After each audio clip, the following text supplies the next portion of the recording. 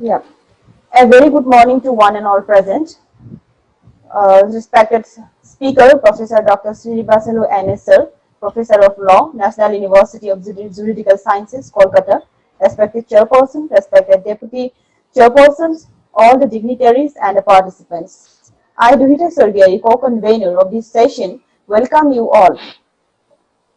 Now I have the privilege to introduce our speaker, Professor Dr. Srinivasulu NS, Professor of Law, National University of Juridical Sciences, Kolkata, who is going to enlighten us on the topic Copyright Law in reference to the literary work.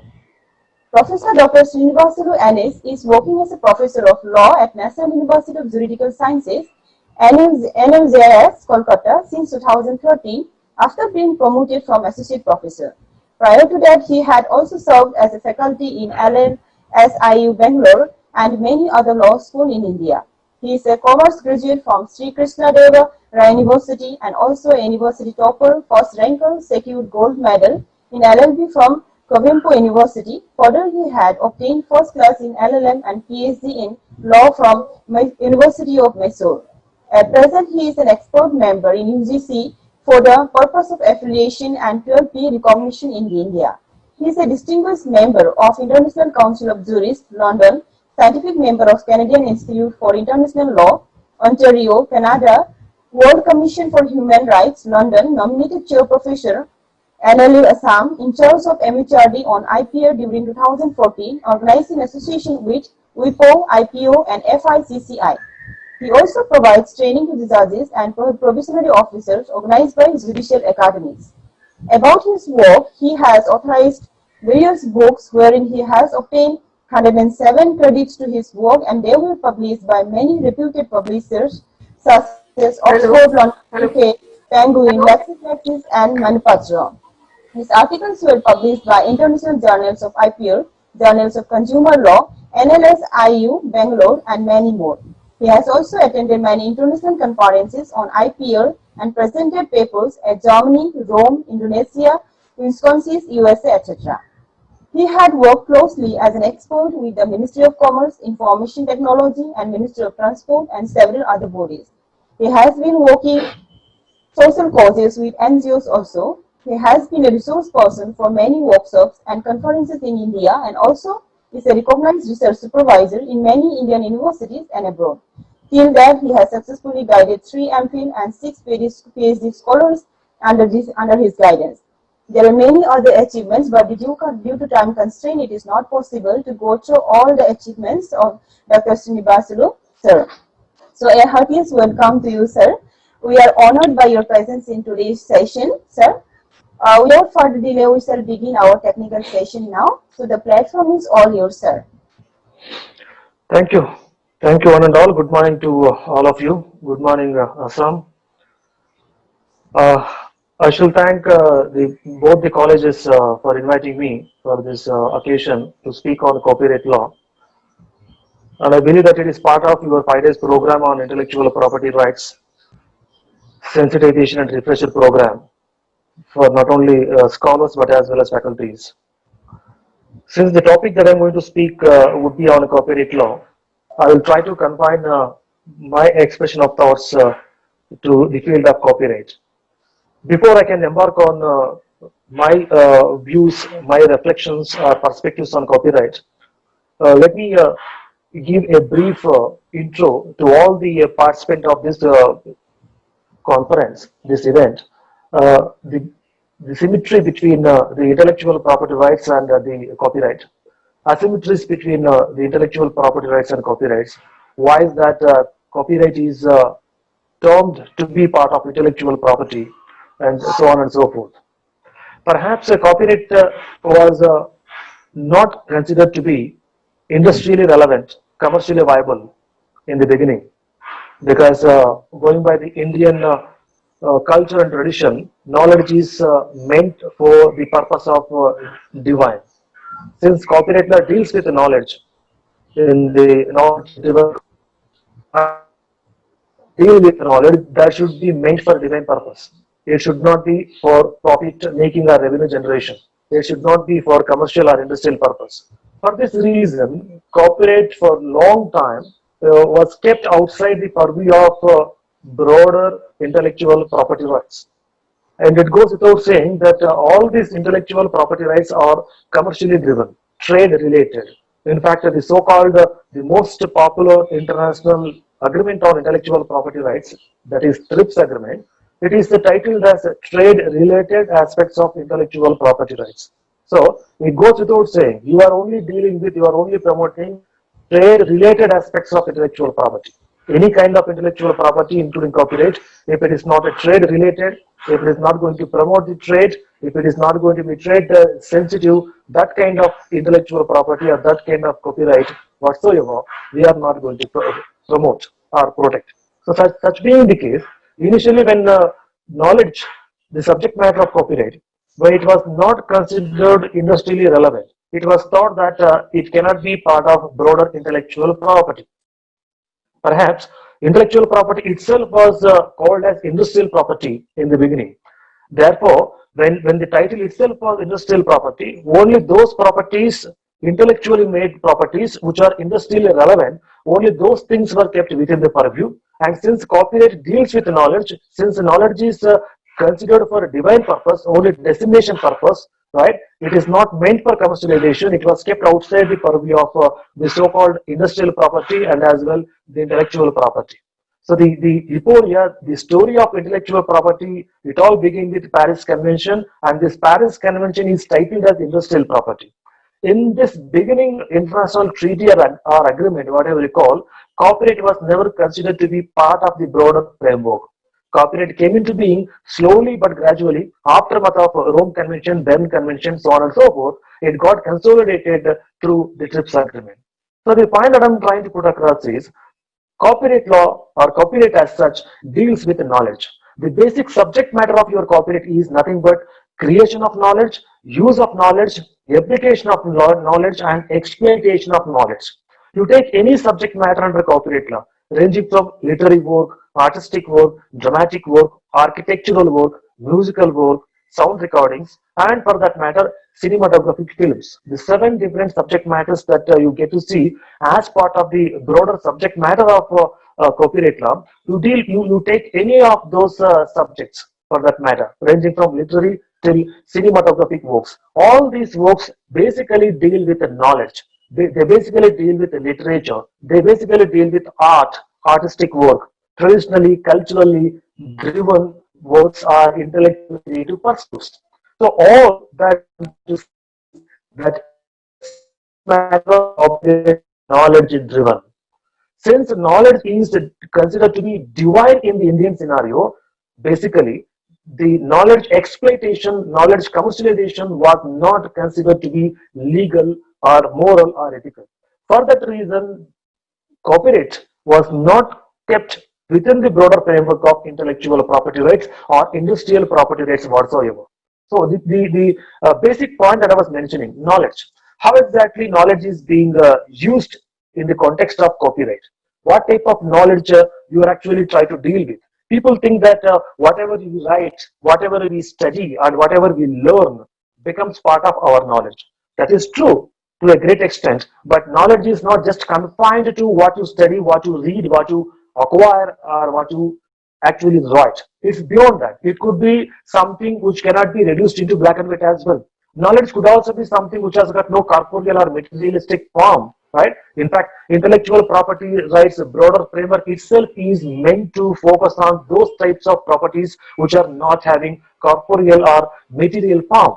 So you are dealing with intellectual work. That intellectual work need not be possessing or having any concrete black and white material form whatsoever, right? It could be as simple as an idea, right? An idea doesn't have any corporeal or material status. And you talk about ideas under copyright law, right? Ideas and their execution you deal with under copyright law. Ideas as it is are not protected, but they are promoted. But when you go about executing the idea, the executed form, the executed status of your idea is going to get protected. For instance, when you talk about the literary work or any kind of copyright law subject matter for that matter, the moment you conceive an idea to write a poem or write a prose, or come out with a movie script or documentary whatsoever, the moment you conceive that idea, you are not going to be under the copyright law. But when you pick up a platform, when you choose a form by virtue of which you are going to execute that idea, express that idea, that expressed form or executed form of your idea is going to be protected. Therefore, the beginning of your copyright law, the idea, conception of idea or conceiving of idea does not have any material or corporeal physical structure whatsoever. It is there in your mind. It is there in your dream. It is there in your ambition. It is there only in fictitious world. To bring that one into reality, into the physical form, you are doing some amount of expression and you are using some platform for its execution, right? Idea, expression, and execution. That is the process. Only at the end of the day, when you have completed this process, right?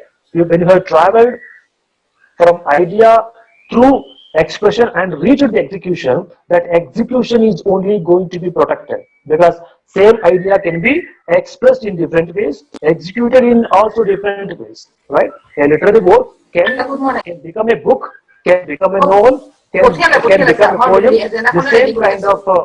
The same kind of literary work can also become a documentary or can also become a movie, script, audio visual work. That such being the case, a typical kind of literary work, whatever you talk about under copyright law, can be expressed and executed in different forms. Because of that reason, the initial idea is not going to be protected under copyright law. We encourage ideas.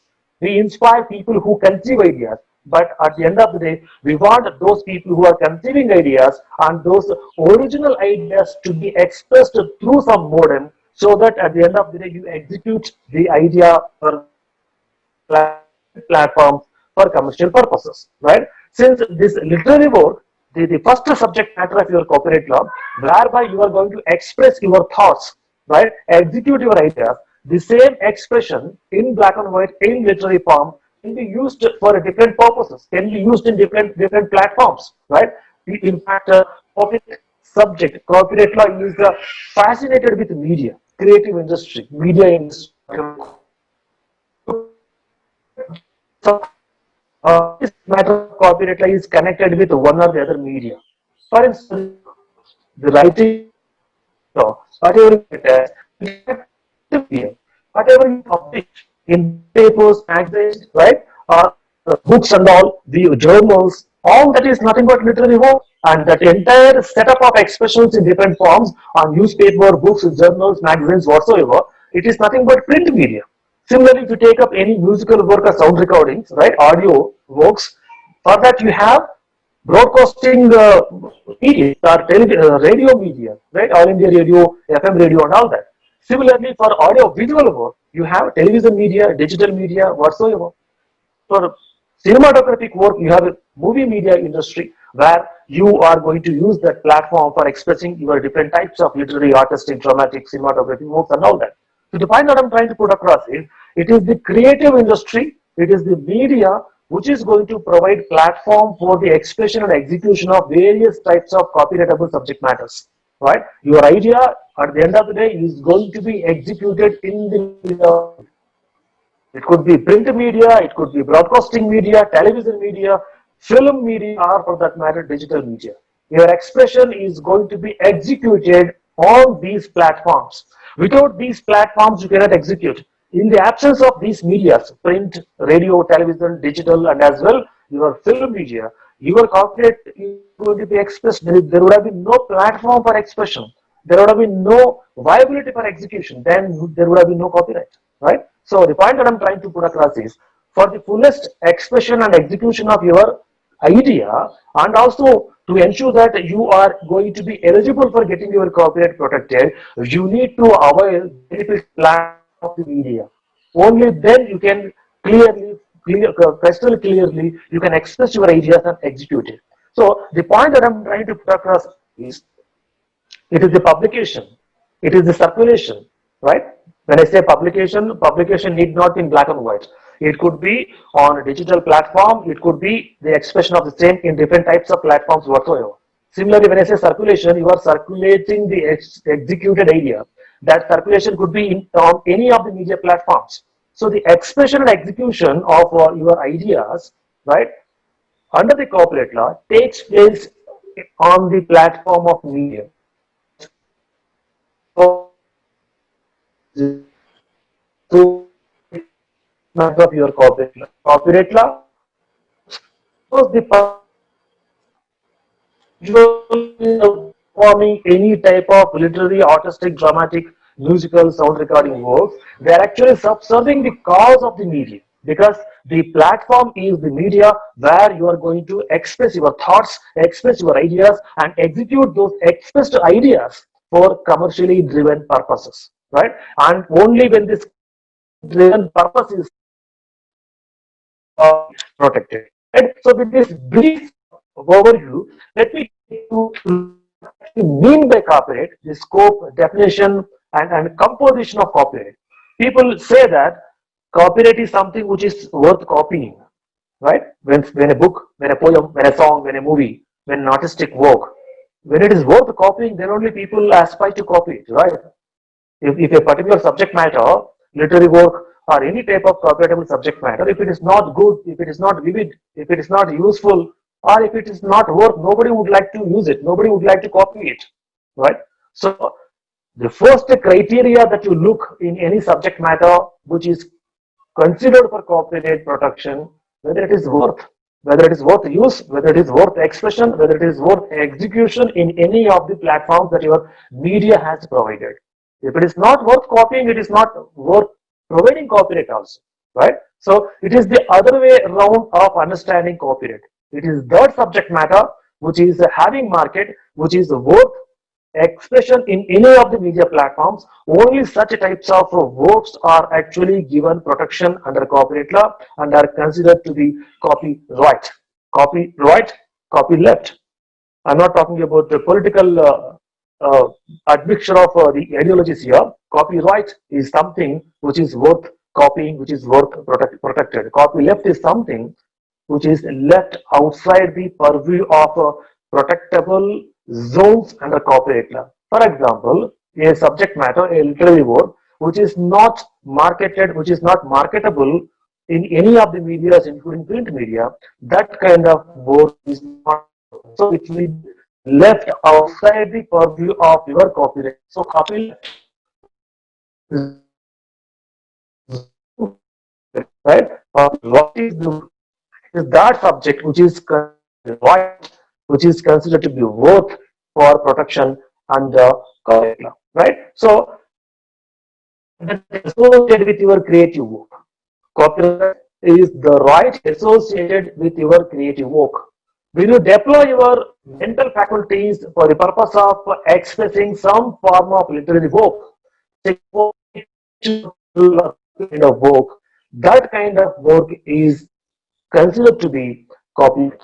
All artists, artisans, artists, creative expression are considered to be part of your broader cognition.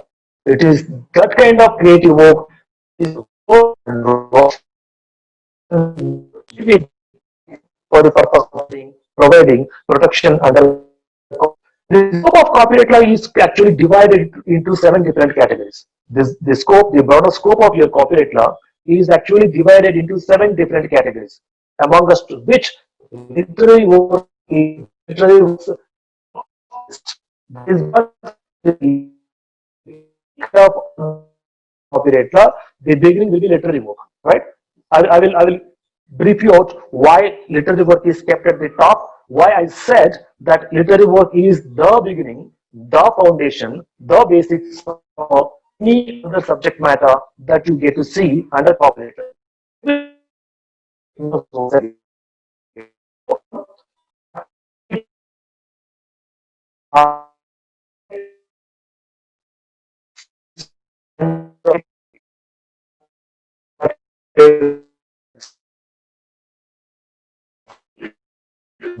Of your copyright, right? Ranging from literary work or starting from literary work, ending with cinematographic film works. Now, I mentioned a point that we are beginning with a literary work. Why is that a copyright law subject matter starts with literary work? Why is that literary work is kept in the beginning? That is because for all the other kinds of subject matters which have been mentioned aftermath of your literary work, what are the subjects, other subjects which have been mentioned aftermath of literary work? Artistic work, architectural work, dramatic work, musical, sound recordings, and as well films, right? So all these six other subject matters which have been kept aftermath of your literary, right, literary work, all these six subject matters, they begin with literary work. Yeah. So the point that I was trying to put across, even in case of architectural work, right, the beginning of the architectural work, that is designing the layout of your constructions, including buildings, bridges, and all, you begin with literary work, right? You will go about writing the designing the sketch of that architectural work on black and white on paper with pen and paper, or on the 3D form on computer, right? So even the designing the architecture of any building or construction, you are going to start with literary work. Now, how about musical work? Musical work and sound recordings, right? You must have seen the people who singers and musicians and all. They would have kept, the musical notes in front of their equipment while performing in any musical shows. So they are actually following the script, musical note, whatever you call it as, right, in black and white. So the literary form of that music sound or sound recording, right, musical notes, they are going to use. So the beginning of composition of music or sound recordings as well, you begin with literary work, because we have initially penned that particular lyric or that particular music composition, song, or mixture of the performances made by different music players in one go, right? So there also, in case of music and sound recordings as well, you begin with black and white literary work. From there onwards, you go about composing the music. Take, for example, your dramatic work, the work that our actors, dramaticians perform, the acting, right? So one has to prepare a story, one has to prepare the script. Based upon that, only an actor, a dramatician will perform, right? We only get to see how dramatician is performing. But dramatician performs based upon the script story written by the story writer, right? So your entire dramatic work or the performance of an artist, right, in any audio visual work, it all begins with again script. That script is literary work. Now coming to cinematographic film or audio visual work, that also, any kind of movie, any kind of audio visual work, documentary, news reading, whatever we get to see in television or in the digital media, or for that matter in the movie media, it all starts with a script. That is the literary work. That's the reason why I said the literary work that has been kept in the beginning of the entire subject matter or the scope of copyright law is because all the rest of the other six works start with literary. So if you are protecting literary work under the copyright law, you are actually protecting all the other works under copyright law.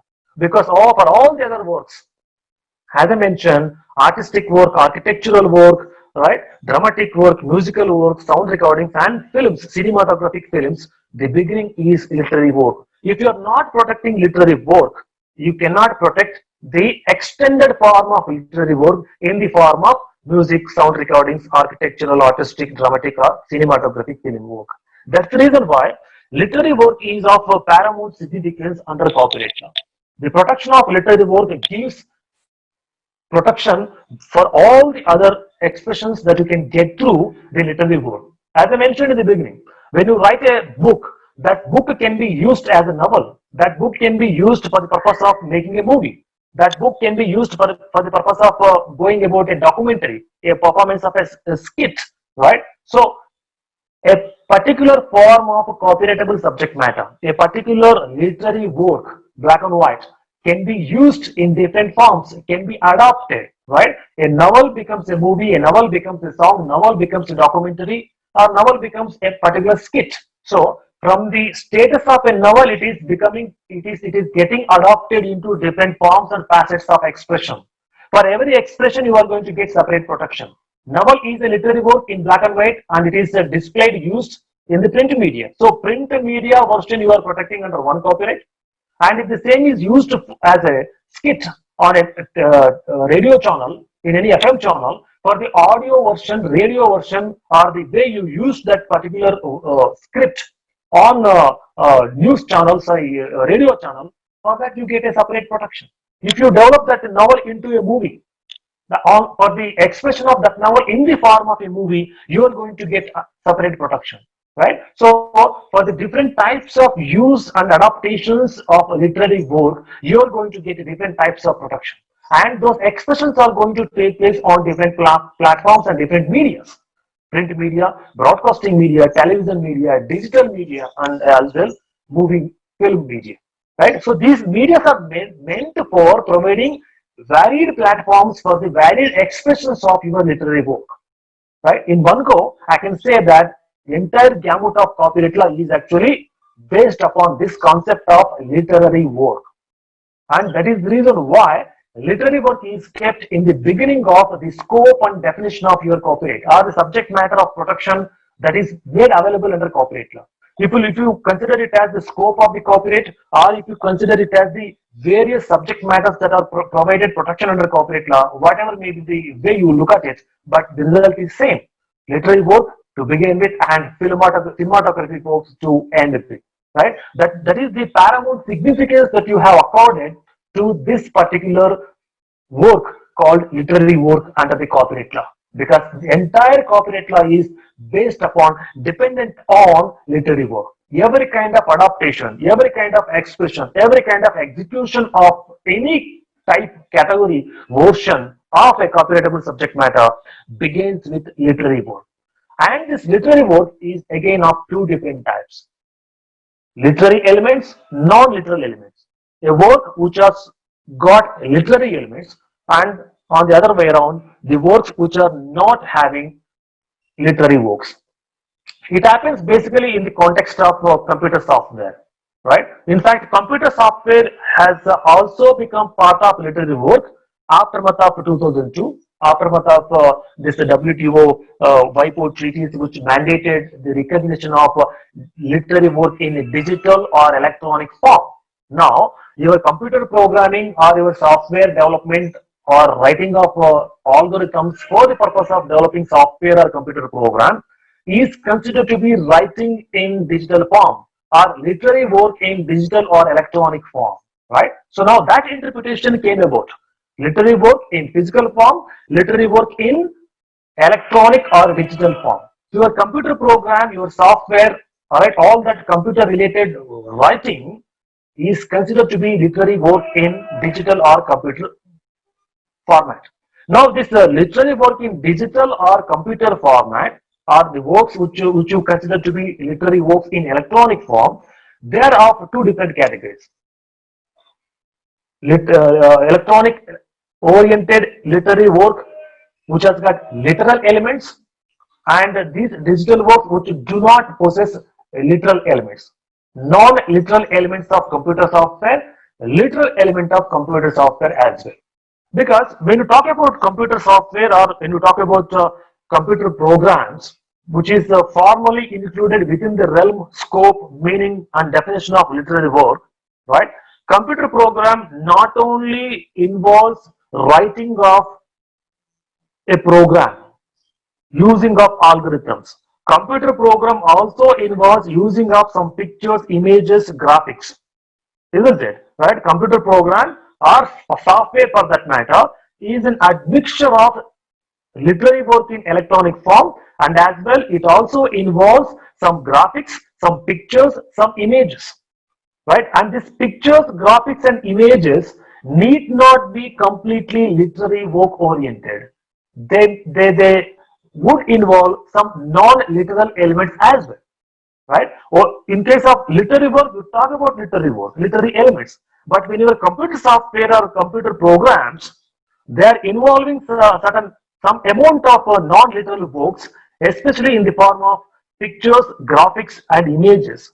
How about its protection? Whether non-literal forms and facets of computer program and software could also be included within the framework of literary work, or as an extension of literary work, or it has to be, since it's the graphics, since it is pictures, images, would you consider it as part of artistic work?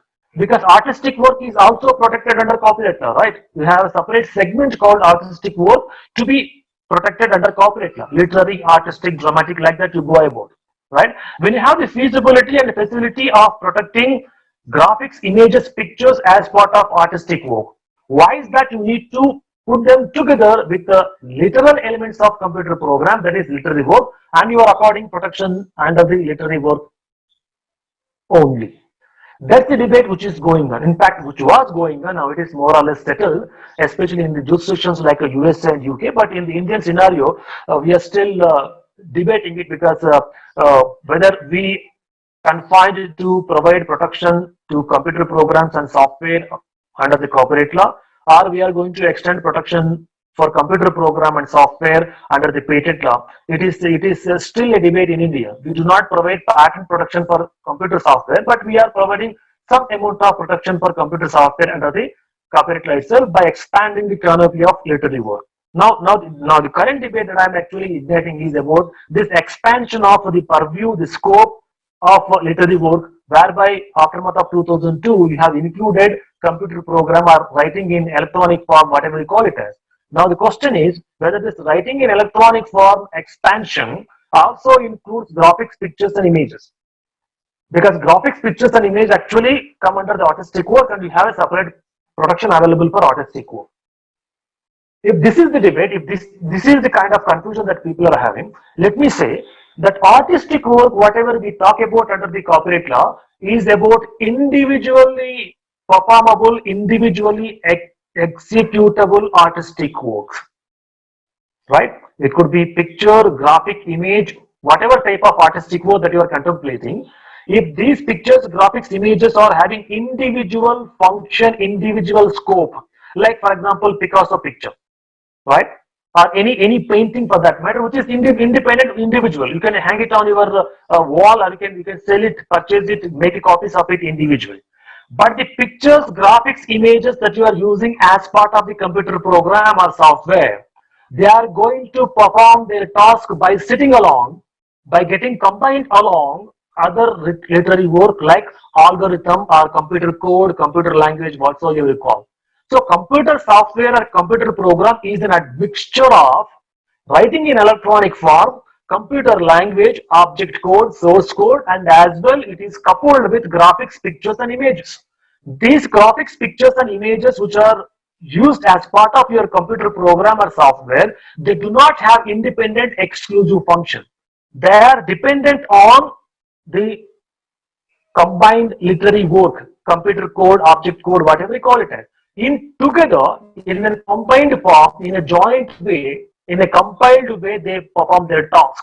Since they do not have independent status, independent functioning, independent existence, since their status, existence and functioning is dependent on the neighboring literary works such as writing in electronic form, computer language, computer code or whatsoever, you cannot accord separate protection to it. So whatever graphics, pictures, images that you are using as part of developing a computer program, alongside writing in electronic form, is going to be considered as part of the literary work, or for that matter, extension or expansion of the literary work, right? So the point that I'm trying to put across is, it's not only writing in physical form, black and white, writing in electronic form, and also that writing which also includes some amount of pictures, graphics and images which are considered to be part of your computer program. So these pictures, graphics and images are considered to be non-literal elements of computer program.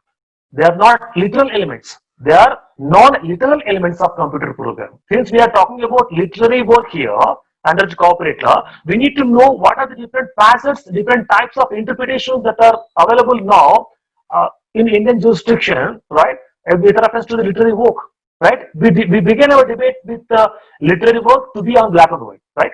Then we also we debated that literary work is the beginning point for artistic, dramatic, artistic work, musical work, sound recording, and films. We again went on to say that literary work also includes writing in digital form or computer form. Then we spoke about including computer program and software within the realm of literary work. Now we are saying that the graphics, pictures and images which are considered to be or which are used as part of developing a computer program to be also part of broader literary work. See how the literary work got expanded in the past 20 odd years, aftermath of WTO and TRIPS agreement, right? We started with literary work, typical classical literary work, which is used in the context of print media, black and white, newspaper, magazine, journals and books.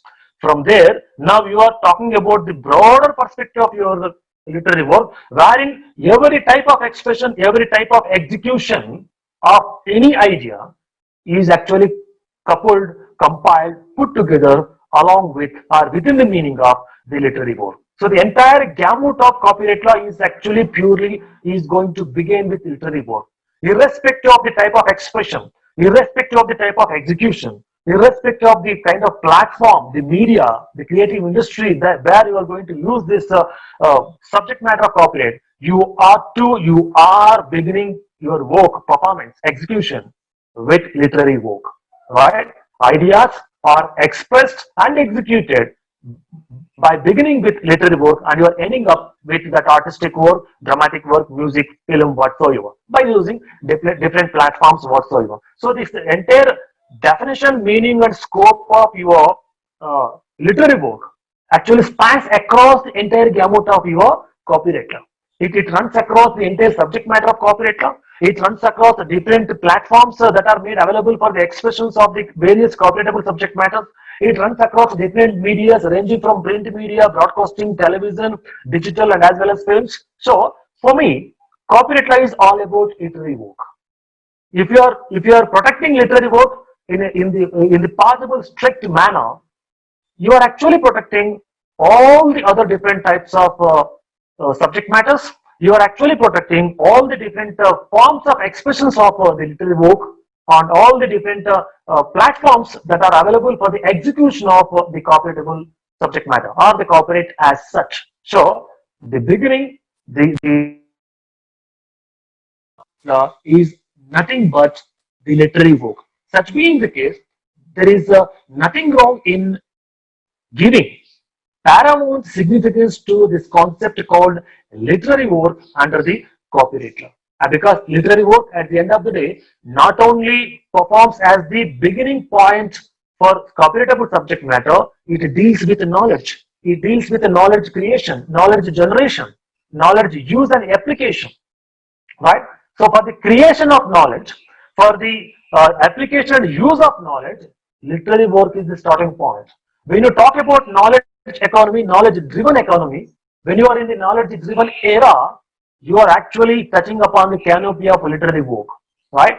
Since knowledge is beginning with literary, and it is getting expanded, adopted, translated, executed in different ways, modes, forms, and types. But you are beginning the foundation, the basics, the fabric is nothing but your literary work. So the knowledge is going to begin with the literary work. Knowledge expansion is going to take place through the different forms of copyright law. Knowledge execution, application, and commercialization is going to take place through the use of different media, right? So if you are dealing with the knowledge, if you are trying to use knowledge, exploit knowledge, apply knowledge, commercialize knowledge, you ought to know about what type of protection that is made available to the literary work, because it is the literary work which is going to provide protection to the various expressions of your knowledge, various commercial exploitation of your knowledge, the various modes by which you are going to drive, steer your knowledge driven economy. That is the significance, that is the importance that you have given to the literary work.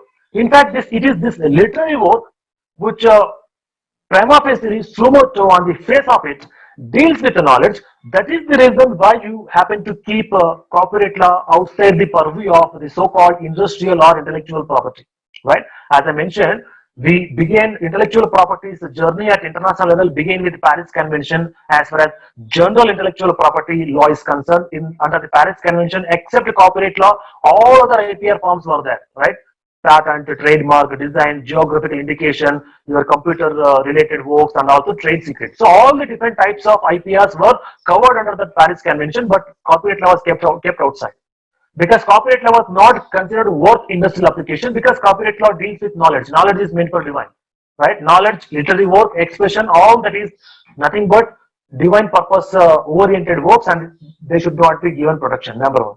Number two, since copyright law deals with not only expressions, it carries the personality of individuals, right? The way you write a book, the way you express, the way you talk, the way you paint, the way you act, the way you sing, right? All the different types of works or subject matters under copyright law, if you are trying to perform, your personality would go into it, right?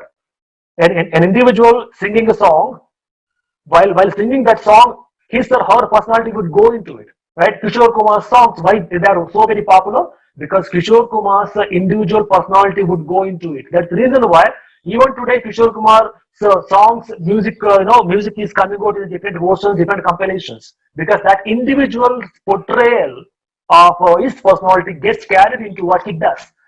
Similar, you take any other artist for that matter, Amitabh Bachchan, Salman Khan, Shah Rukh Khan, whoever, right? Their individual personality gets carried into how they act, how they perform. Similarly, you take Shakespeare, or for that matter, R.K. Narayanan in English literature. Their personality, their background, both social, economical, political background would get carried into what they write. Similarly, we people also, when we teach, when we learn, when we research, our own personality, our own personal background will also get carried into it. Because of this fact that copyright law subject matter involves not only expression but personality expansion, right? Expression includes personality expansion. That's why this personality expansion will also carry moral element into it, moral rights into it. Since it carries, involves personality, personal expansion, morality, moral right, and all that, it cannot be industrially made viable. It cannot be commercialized. It should be kept as a personal property, part of human rights, because it is individuals who are expressing it. Right? Nowadays, we talk about artificial intelligence, machine learning, all that, whereby even without the involvement of a natural human being, you are able to create some different types of copyrightable subject matter. Now, through artificial intelligence, you are developing software. Through artificial intelligence, you are conducting the surgeries and all that. So, without the involvement of the individuals, without the involvement of the natural persons, you are able to perform the task. You are able to perform and execute various subject matters of the copyright. But earlier times, say some 30, 40, 50 years back, copyright law subject matter, your literary, artistic, dramatic, all those works are supposed to be meant to be expressed by only the natural persons. So when the natural person is expressing it, that natural person's personality is getting portrayed, that natural person's moral rights, human rights are also involved in that. So when these many aspects of public law, when these many aspects of individual personality, individual expression, individual's moral rights, individual's human rights, all are involved in that. So it's not going to get fit into the industrial property related intellectual property. For that reason, copyright law was kept outside. But aftermath of Berne Convention, Rome Convention, WIPO copyright treaties, TRIPS agreement, now recently Marrakesh Treaty also, that these international treaties and legal ventures have shown us, have demonstrated how exactly knowledge can be commercialized, knowledge can be commercially driven, how exactly, even for that matter, people who are not natural persons can also be involved in knowledge creation, right? When you talk about artificial intelligence or machine learning languages used in creating a software or in developing a business method, you are actually developing knowledge. You are actually creating knowledge. So it's all about knowledge, basically under copyright law. So whether you are using natural human beings or artificial intelligence for that purpose, it's a different matter, but you are dealing with knowledge. Now, since in modern days, you are not only confining yourself to natural people, natural expressions, but you are using artificial expressions as well for the purpose of creating different types of copyrightable subject matters under the copyright law. Now, the earlier philosophy, earlier thinking that copyright law is divide of industrialization, is divide of commercialization, it cannot be commercially ventured into, all that has gone now because of this expansion of the canopy with respect to who is actually expressing, who is actually executing, right? The people who are expressing and executing, they are not confined to be natural persons. It is involving corporate entities and as well artificial individuals. Artificial intelligence is also getting involved into it. So slowly, because of globalization, commercialization, and digitalization, right?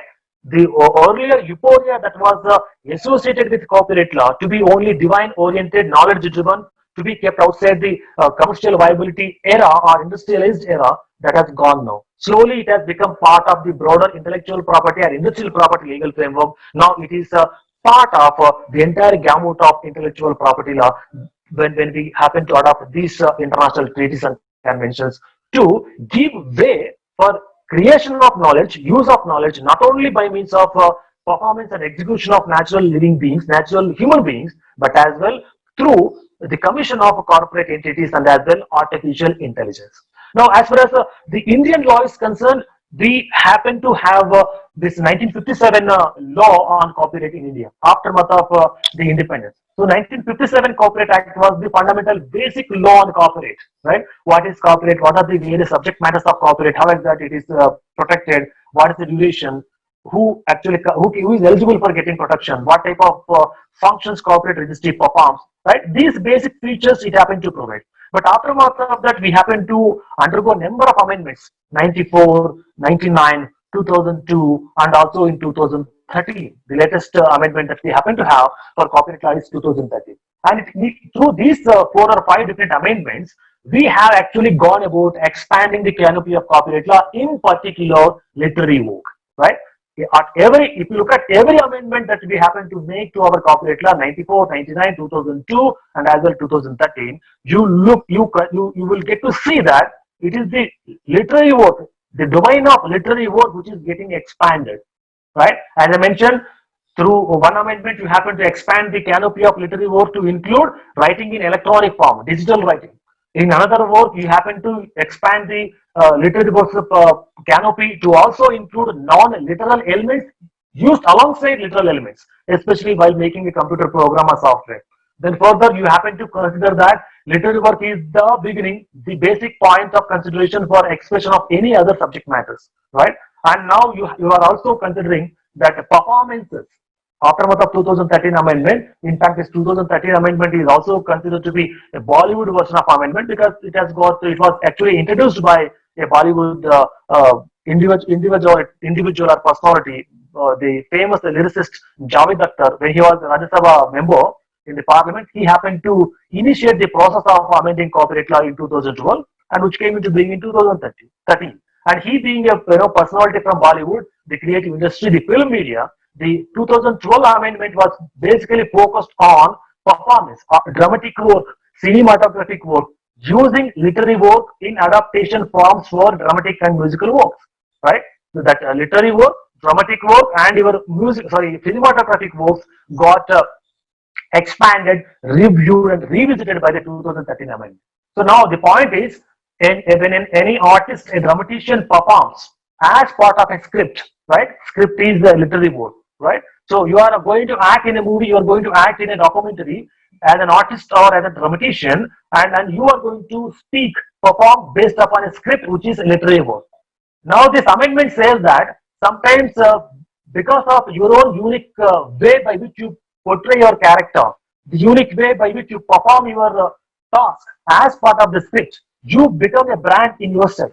You become a character in yourself, and you happen to garner some special type of goodwill, reputation, whatsoever. So you grow beyond the script, you grow beyond the literary work, and such overwhelming, right, larger than life expressions, right, which have grown that particular character title beyond the script, beyond literary work, that kind of works to be given special protection under celebrity rights, right? So the expansion of canopy of your literary work now is happening in terms of accommodating celebrity works. Who are these celebrities? These celebrities are the people who perform a task, who perform a drama, documentary, film, whatsoever, based upon a script. That script is part of your literary work. Now people are saying, though it is part of the literary work as per the amendment, though the movies, drama works, or documentaries whatsoever are part of the literary work, there is a scope and chance for growing beyond the literary work. There are certain titles, there are certain actors, there are certain movie, songs which have become very popular by virtue of that they have grown beyond the script.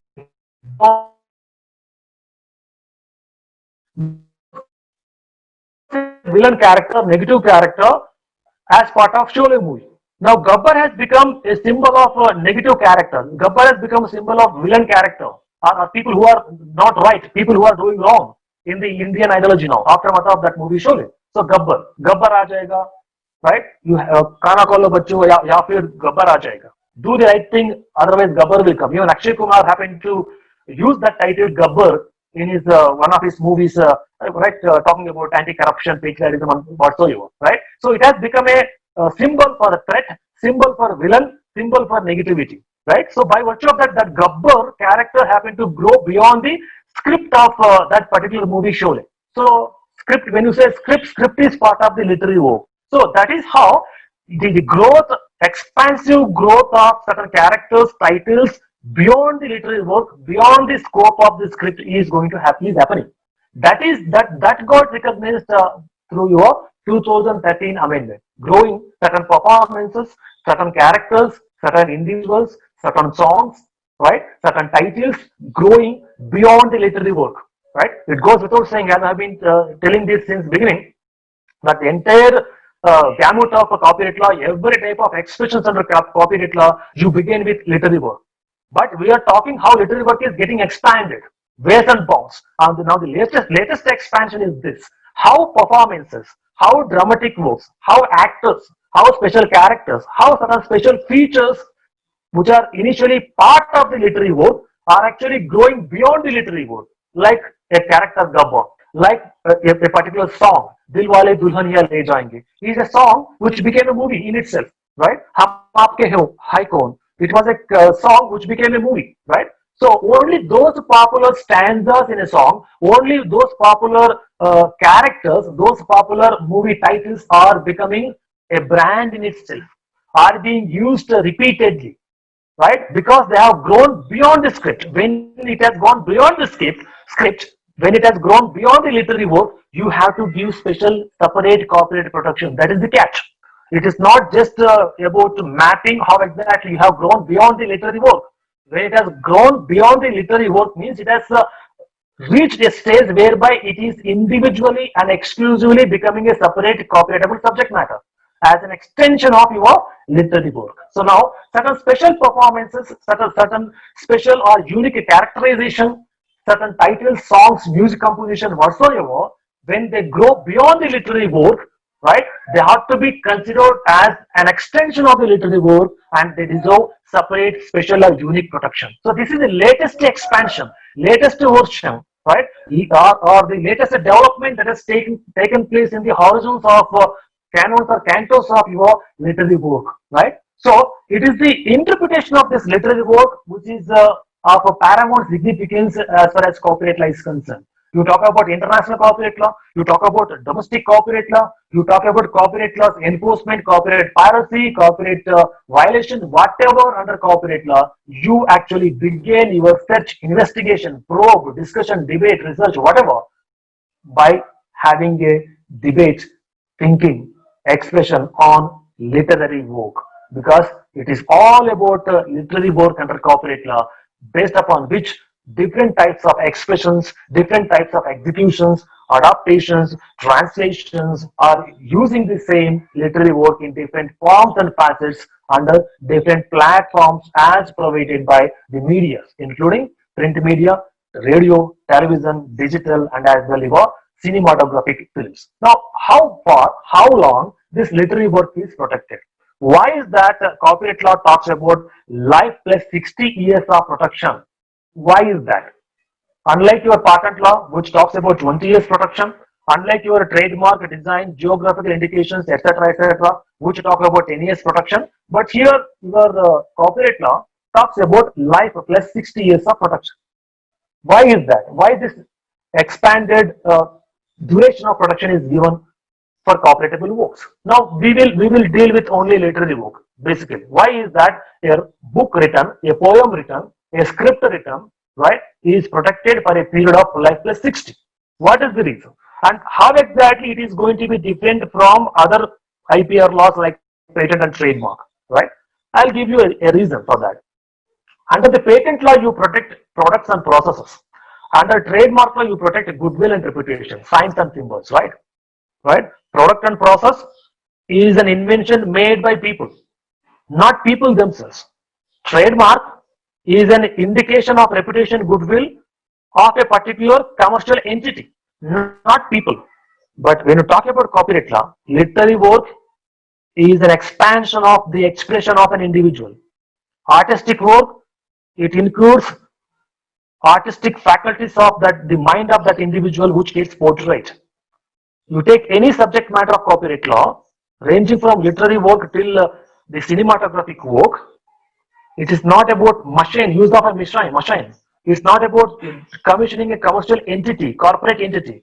It's the natural living beings who are actually deploying their mental faculties, portraying their personality, expanding their personality, right? And coming out with the so-called literary, artistic, dramatic, etc., work. That is the basic reason why you are granting them protection for entire their life, right? Life plus 60 years duration you talk about. It could be literary work, it could be artistic, whatever may be the subject matter of copyright law. You are granting life plus 60 because it is the individuals who are expressing, individuals are individually responsible for those expressions. A corporate entity cannot write a book, no, but an individual can write. But of course, people can say now because of the presence of artificial intelligence, through this machine learning, artificial intelligence and all, one can substitute natural living beings. To some extent, you can substitute. Machine can learn certain things, not everything, right?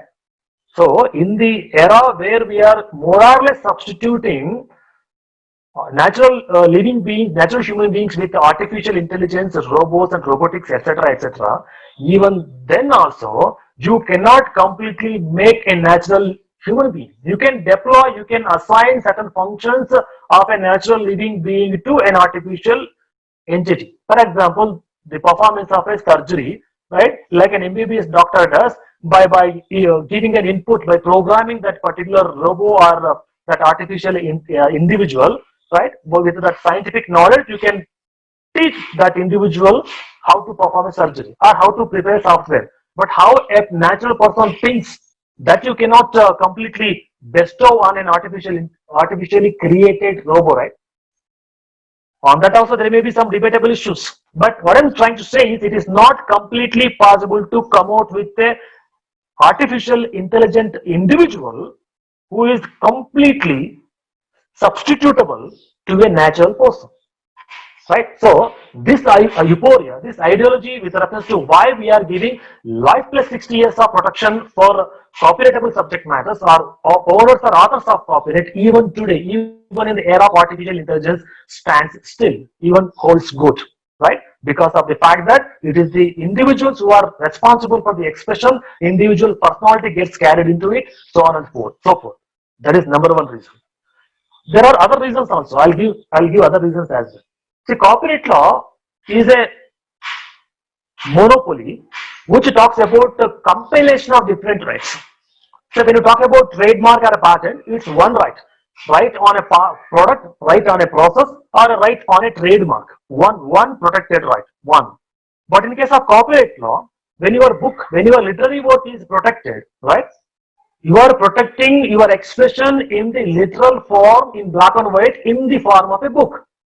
Right? Based upon that, you can go about converting that book into a musical song, a musical or sound recording. Based upon the script, one can come out with a musical song or a music composition. Based upon that literary work, the book, one can develop a documentary. Based upon that literary work or a book, one can make a movie.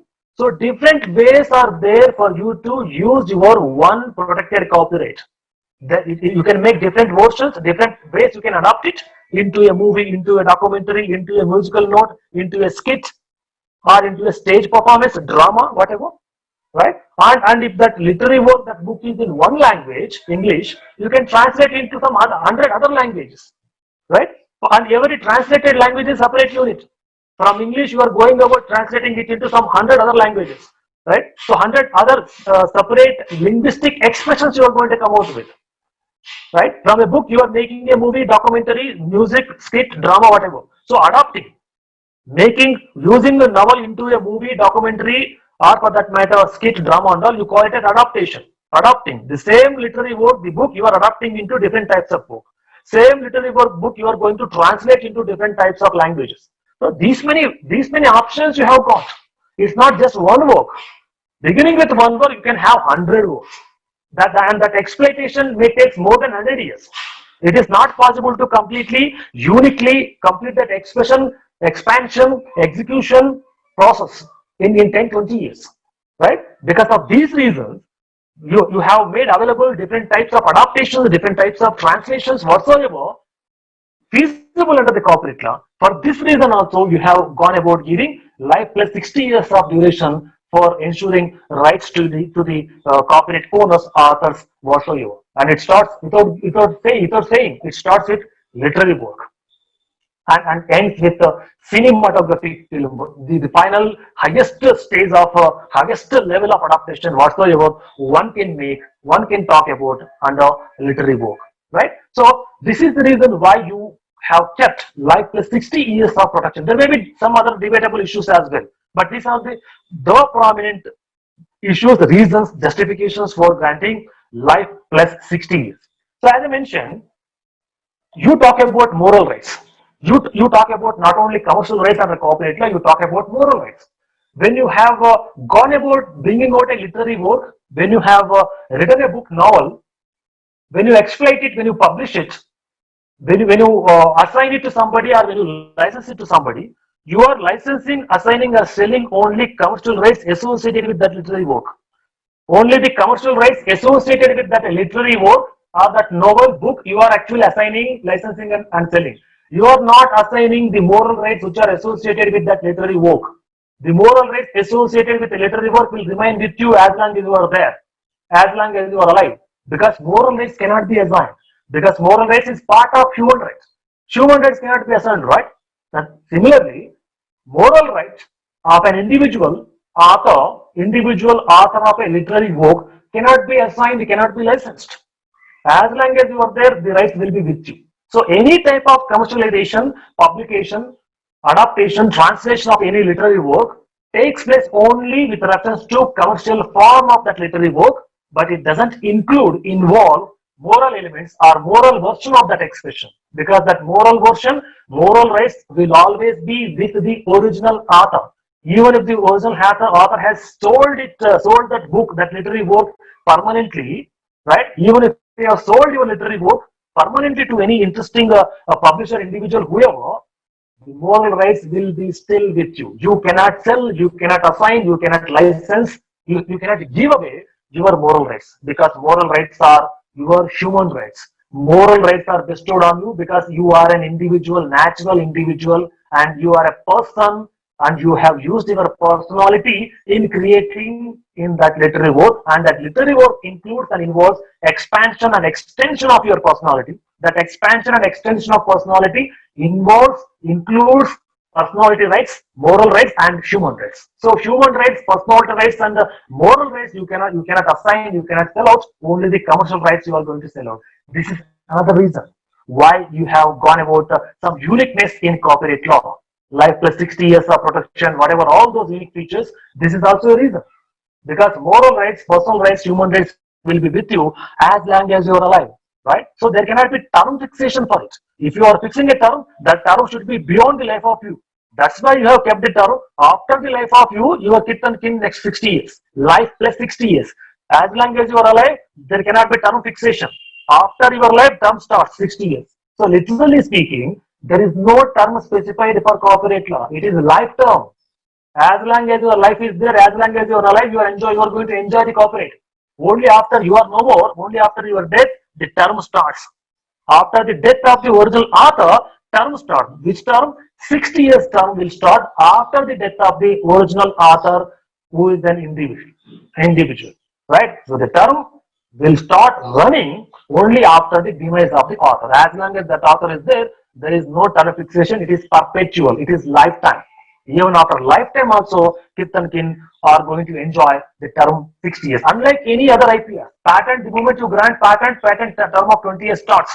Trademark, the moment you file application, 10 years time period of trademark will start. But in case of copyright, your term will start only after you are no more, right? Only after the author dies. Until then, the term will not start, right? This life plus 60, that life is uncertain, no? Life you cannot say 100 years. What is the guarantee that individual will live for 100 years, right? So you cannot say 160 years. Mathematical people will say life means 100 years plus 60 means 160. That is a mathematical calculation, but biological calculation will differ, right? Because nobody is having any guarantee with reference to how long they are going to live. That's why it is better to call it as life plus 60. As long as the life is there, no term, it is indefinite term, perpetual term, and after the life only, that 60 years monopoly starts. So, literally, copyright law gives you 60 years monopoly after the death of the author. That could be the realistic interpretation, right? Copyright law, including your literary work for your book, poem, novel, whatsoever, script and all, your term will be for a period of 60 years after the death of the first and original author. That could be the realistic interpretation of the term and duration of your copyright law, including and especially in the cases of literary work and writing, because it is the literary works and writings which are going to have demand beyond the life of the author. For example, Shakespeare's writings in English literature, even today, are having greater significance, right? For example, the Shakespeare story, Merchant of Venice, that every one of us have studied during our +2 or whatever time that we happen to study that as part of the prose, Merchant of Venice by Shakespeare. Even today it is relevant. R.K. Narayan's writings are even today relevant.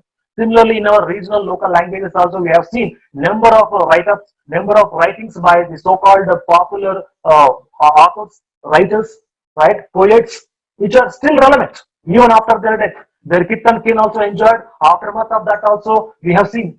For example, you take national leaders, Nehru's writings or Mahatma Gandhi's writings, Netaji Subhash Chandra Bose writings, right? Life plus time is over, but still they are useful. The point that I'm trying to put across is the subject matter of literary work under copyright law is not only going to be the beginning for copyright law, but as well, it is the reason why you talk about copyright law in a very exponential way, and you confirm and you talk about giving life plus 60 years of time, because it is the literary work which is going to garner goodwill, reputation, importance, significance for you, your personality, your expression, even after your life, even after the life plus 60 years of period whatsoever. And it goes without saying, as I've been repeating, all the subject matters of your copyright law, ranging from artistic, dramatic, architectural, music, sound recording, and cinematographic works, all of them start with literary work. When you protect a movie, when you provide a copyright protection for a movie, what protection you actually give? You are giving protection to the script of the movie, the making of the movie. So actually, you are actually talking about literary work. Similarly, when you talk about protecting a musical work or sound recording, what you are actually protecting? You are actually protecting the musical notes which are in literary form. When you are protecting the architectural work, designing the building, designing the artistic design of a bridge whatsoever, what you are actually protecting? You are not protecting the building, you are not protecting the construction, you are not protecting the bridge, but you are protecting the literary sketch of that building, artistic work in the form of writing of that building. Similarly, in case of artists and dramaticians, actors, what you are actually protecting? You are protecting their performance, which is spelled out in language. That language is in literary form, right? Our artists, our dramaticians, our actors, they perform not only physically, but they utter some dialogues. While portraying the character, they use a script. They utter some dialogue. They're following the script. They are uttering some language. That script and language is again part of your literary work. So the actual protection that you are giving to dramaticians, artists, and actors is nothing but for the script, where from they're speaking and the language that they're uttering, which is part of again your literary work. Similarly, you take artistic work, the painting, sketches, whatsoever, you begin with literary.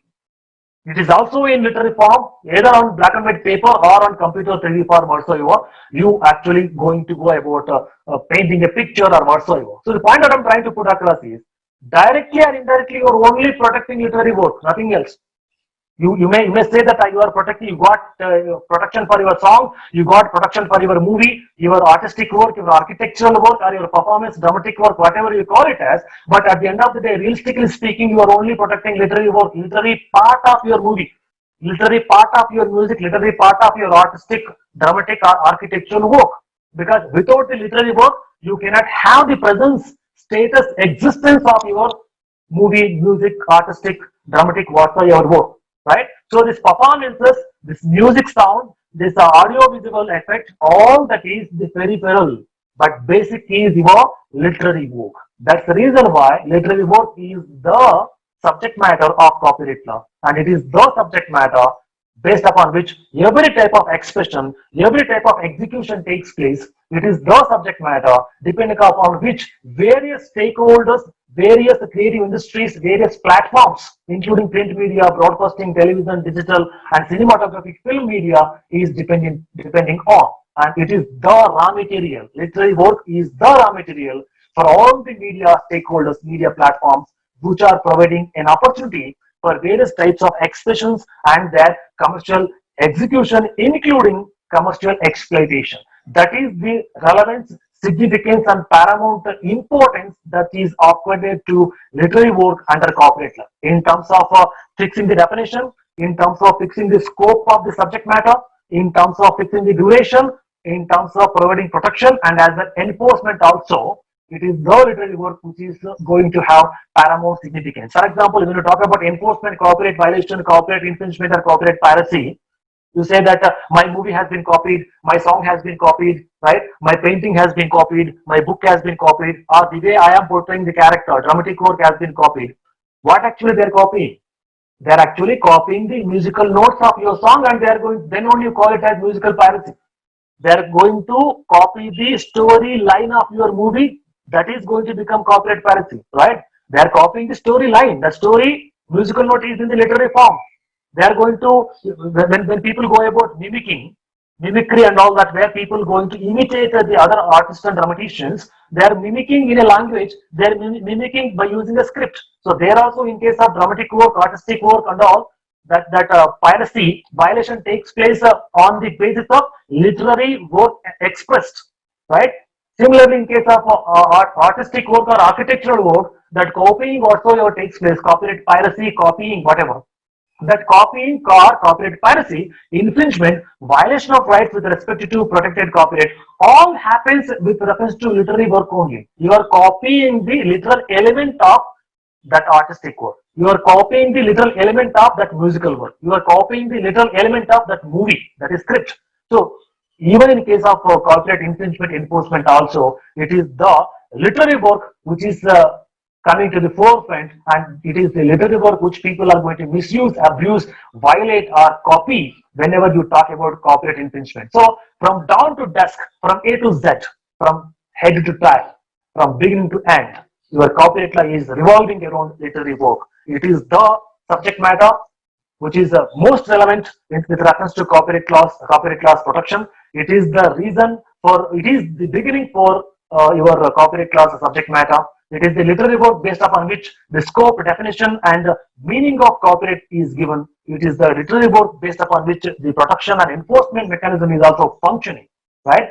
Even in the case of the copyright violations, whatsoever taking place in digital format also, we look into what kind of coded computer language which is used in the infringed copyright version of software.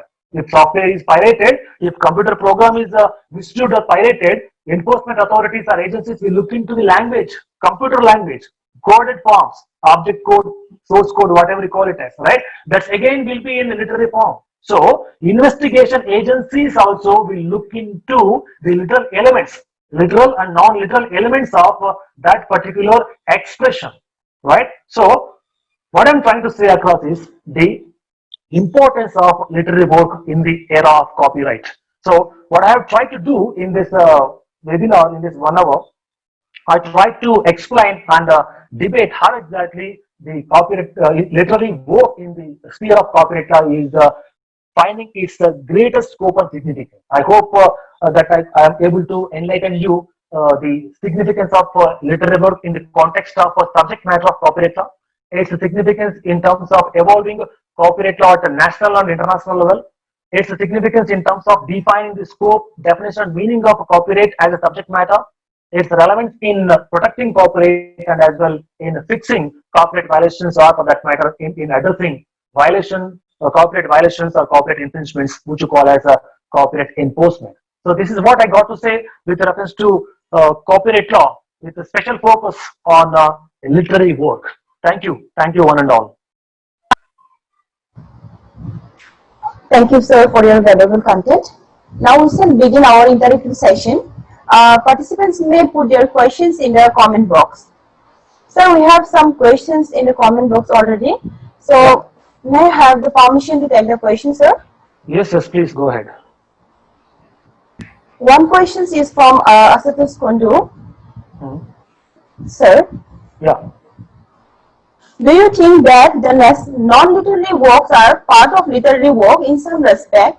When literary works demands the help of pictures, graphics, etc., how clearly differentiate both literary and non-literary works, or it may be known as extension of literary works? So literary work is something which is going to be spelled out in the mode of some language, right? You for the purpose of writing, you use some language. Say for example, English, Hindi, Assami, whatever you write, right? There will be some language that is media for your expression.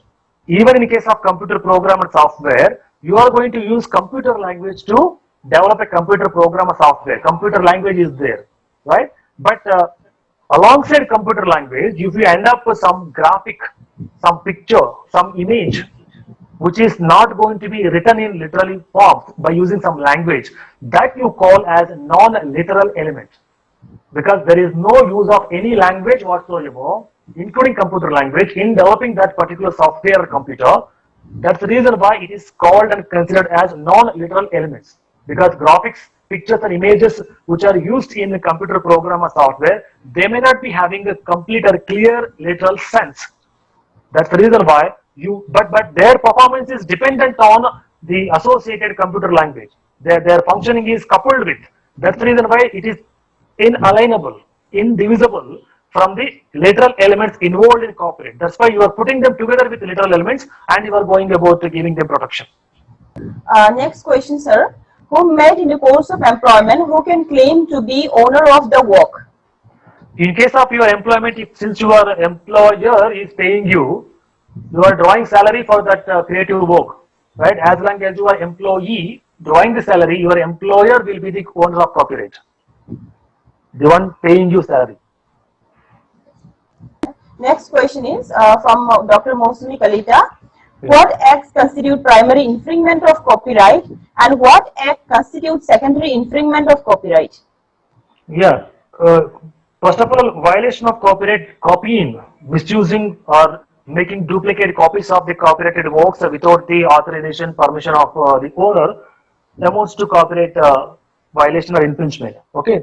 And if you are the first person, for example, you have taken a book from the library and without anybody's permission, you have gone to a Xerox right store and you have copied it, and that amounts to primary infringement, because primarily you have taken original book from the library and from the original book you made copies, and from your Xerox copy somebody else again your classmate, your friend, your colleague happened to use that Xerox copy and again gone about making it available, or that person has scanned it and made digital copy. From the Xerox copy he made either another Xerox copy or scanned it and made digital copy available. But this individual did not use the original book. He used only the Xerox book, and that you made available. So that person who has used the Xerox books for further copying, either digital or regular mode of Xerox, that amounts to secondary infringement, because he or she doesn't have any connection with the original book or the author. Next question, sir. If a book is co-authored by more than one author and one of them dies, then how is the term of protection determined? Okay, very good question. See, life plus 60 years, that 60 years term will start after the death of the last author, right? Assume that there are 5 authors jointly written a book, okay? And in that one author dies, but the other 4 people are alive. But that life plus 60, that 60 years period will start after the death of the last author. Okay, one author died, but 2, 3, 4, 5 are there, right? Until the last one, fifth author dies, until then your 60 years term will not start. 60-year term will start after the death of the last author who has jointly ventured into authoring that book. I hope that is clear. Thank you, sir. Next question is whether a derivative work is protected under copyright law. Can we term a derivative work as an adaptation of work? This is a question from Rinjoti Bora, sir. Yeah. Nowadays, derivative work is also protected.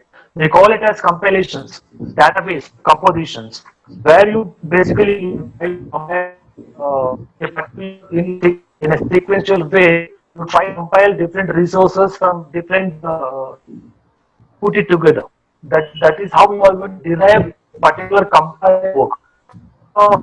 Derived work through comparison basis and all is also protected now.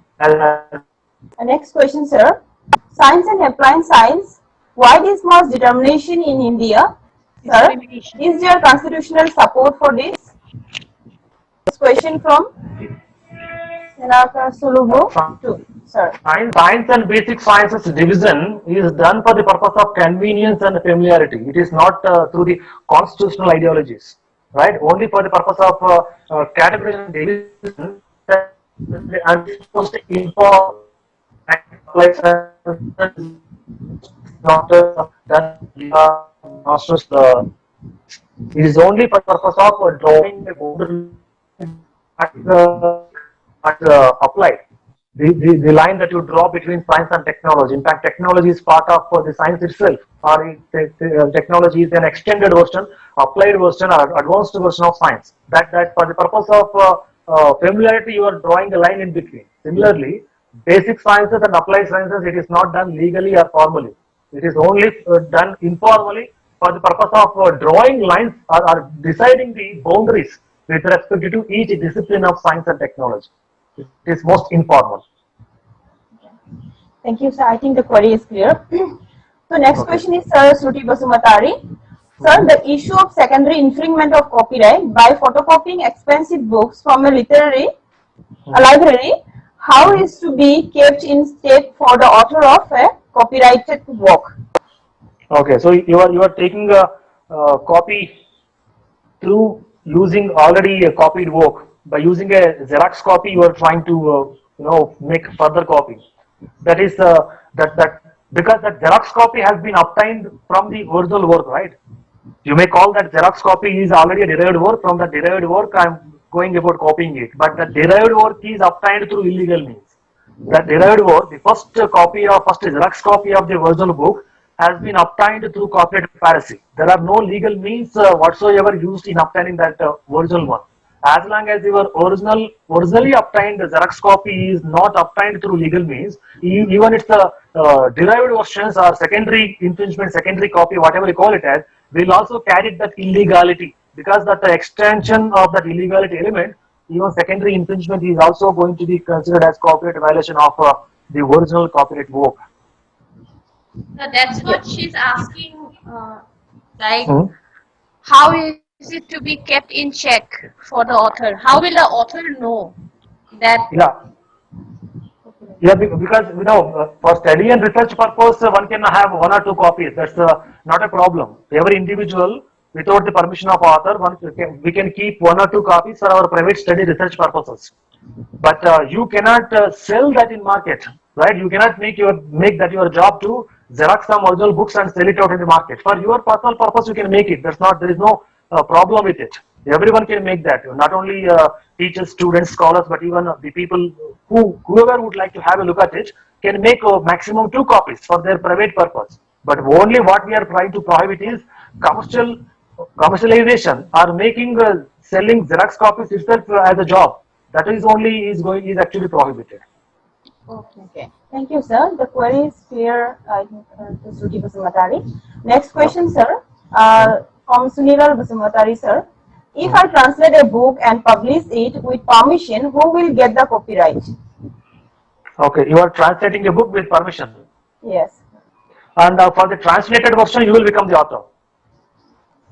For the original book, the individual from whom you have taken permission would remain to be the author. But the translated version, since the translation has been done by you, you will be the author for the translated version. I think the query is clear to Sunil Basumatari, sir.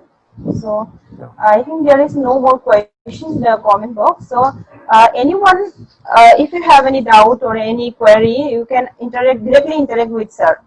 Sir, good afternoon, sir. A very nice presentation, sir. Being a chemist, understand very well your presentation. Thank you, Chanakeshav. Sir, and with respect to publication, sir, Yeah. publication also say this 60 years time will be, sir, how, sir? Yeah, yeah.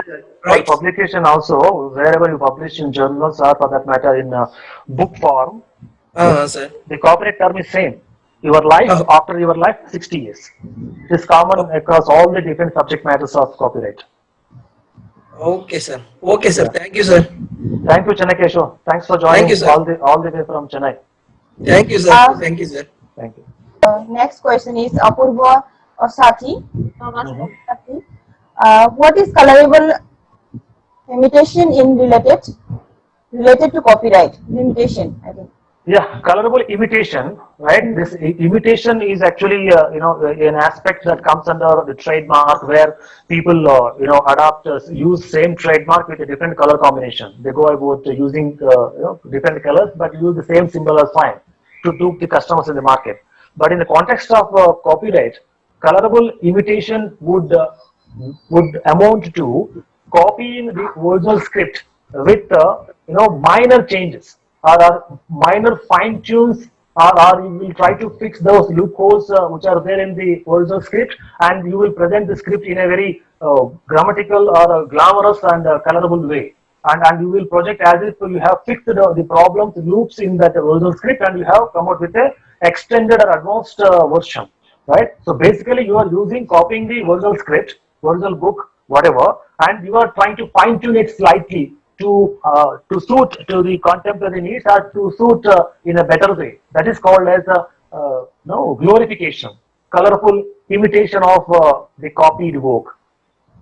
Next question is from Praganapati Ganapati Murthy. Ganapati Murthy. If I have written a song but later could not publish it, if someone then come across to lyrics and end up produce it, who will be the author then?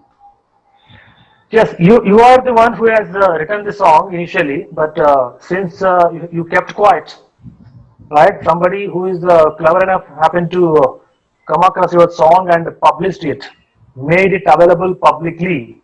So that individual is going to run away with the copyright because that individual must have approached the copyright registry or the government and made it available to public, right? That's why publication is also a relevant factor in copyright. The first publisher, the individual who happened to publish it first, the individual who happened to bring it out, the individual who happened to approach the copyright registry, he or she obviously will demonstrate and establish that he or she will be the first original author. As long as there is no objection, he will get it. So that's why people who are artists who have written songs, books, whatsoever, they should not keep quiet. They should get it registered. And if somebody else is trying to copy it, they should file objection, right? Keeping quiet means you are sitting freely and allowing somebody else to use your work. That amounts to consent. That's why our act and conduct should be clear, wherein we will try to get the copyright protected on our subjects for ourselves. Not only that, we will stop others, object others, if any, who are trying to misuse or violate our work. Thank you, sir. I hope the query is clear to P. Ganapati Murthy, sir. Next question is Dulumani Vaishya. from Dulumani Vaishya. Work made in the ownership, who can claim the copyright of this work? Work made in the ownership, that's what it's nothing but work made in the course of employment. If there is an owner, if there is an employer, or any individual who is paying, that individual, that entity, that company, that owner, right, who has commissioned the work, who is investing in terms of meeting all the expenditure and as well paying a salary to you, that owner will be the copyright owner. Thank you, sir. I hope the query is clear. Next question from Jyotishna Saloy. After publication of any article in any magazine, if the author wants to mention some parts of the earlier article in modified form in other article, is there any necessity to take permission from the publisher of the earlier article? Yeah, of course. Otherwise, it amounts to plagiarism. Even if you are the same author who has published that paper earlier, even if you want to copy from your own article, you have to mention, acknowledge that earlier article, even if you are the owner of it. Otherwise, if you are not the one who has published that paper, you have to take permission. Or taking permission means you have to acknowledge that individual author where from you have taken some paragraph, some sentences. Acknowledge, source acknowledgement it is called as. Otherwise, it amounts to plagiarism and copyright violation. Thank you, sir. I hope the query is clear to Josna Saloy. Next question is, sir, or is it Kundu? Sir, sir, can a legal hire of an author apply for copyright after death of the author? See, after the death of the author, anyhow that legal heir will enjoy for 60 years. There is no need of him or her to apply for copyright again, because copyright will automatically fall on him or her, and he or she can enjoy copyright of their father or mother for 60 years. It's automatic on them. And the query is clear to Abhijit Kundu, sir. Next question is from Deepavali Brahma. What is the difference between copyright infringement and plagiarism? Plagiarism is one form of copyright infringement. Plagiarism is a form of copyright infringement. It's a way by which you infringe the copy. It's a way by which you violate copyright. Plagiarism amounts to partially copying the original source, partially copying the source. But copyright infringement is completely or substantially copying it. But plagiarism happens when you are writing a paper or when you are writing a book, wherein you partly copy from the original source. That part copying is considered as plagiarism, and it is a form of copyright infringement. Thank you, sir. I hope the query is clear to Deepavali Brahma. Next question from Gautam Bora. I think he's asking about copyright society and its function. Copyright society is all about brokers, intermediaries who actually help copyright owners in administering their copyright. Right? Their purpose and function is to help copyright owners in exploiting or using their work. They are like brokers in the stock market, like stock market brokers. They actually help the people who invest money. Like that, these corporate societies will perform as if they are the brokers. They are intermediaries. They help the copyright owners in exploiting, in the sense licensing, assigning, maintaining, right, royalty gathering, all that it happens with copyright. On behalf of the copyright owner, copyright society as their agent, they perform the function. Thank you, sir. I hope the query is clear. In addition to this question, I would like to ask, do the author or the owner do they have to be the member of the copyright society? Do they have to apply for membership? Not necessarily. Not necessarily. If you wish, if you are capable of working out your own copyright, it's fine. If it is not possible for you to work it out on your own, I mean, assigning it, exploiting it, licensing it in whatever way you would like to. If it is not possible for you to do it on your own, then only will join a particular copyright society. It is not mandatory. Okay, sir. Thank you. Yeah. Next query is from Linjoti Bora again, sir. I have one more query. Hard work versus creativity in creation of a work. Which one is more preferable under copyright law? Creativity. Obviously, creativity is preferred. It ought to be creative enough to get you copyright. I hope the query is clear. Next question is from Dr. Pranay Kumar Aditya, sir. How far is valid to protect copyright, prohibiting from copyright any part of the work, but the work itself a composition of several other works? Okay.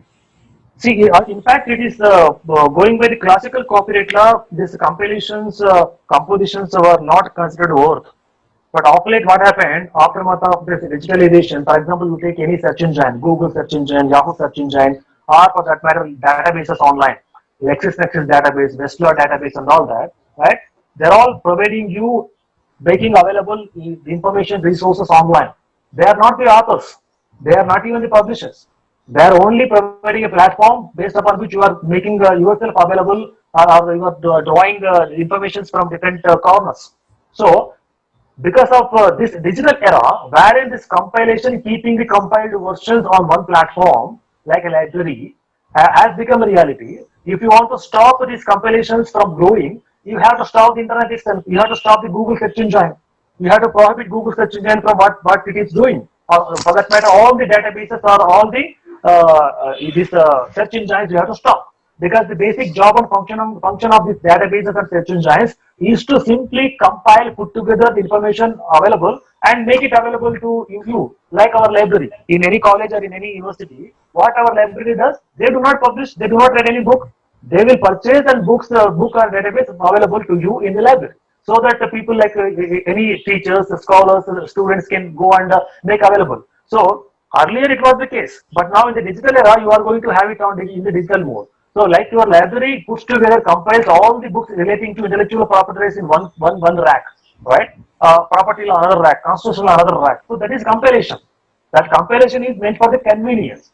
And that convenience, when it is happening in a unique way online, wherein by the fingertip you can reach out quickly, easily copy, easily download and all that, there is some amount of creativity involved in that easy, quick access, easy, quick use for that easing purpose. Creativity involved in easing your work, reducing your physical labor. For that creativity, we are giving the protection. Thank you, sir. I hope the query is clear to Dr. Pranay Kumar Aditya, sir.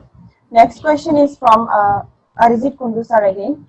If it was not registered by the author during his lifetime, then can it be applied, sir?